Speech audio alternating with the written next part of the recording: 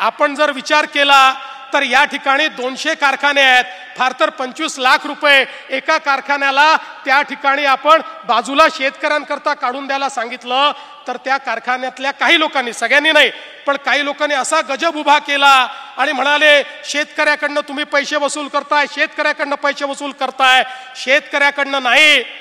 तर तुमच्या कारखान्यातल्या नफ्यातनं 25 लाख रुपये जो शेतकरी तुमच्याकडे त्या ठिकाणी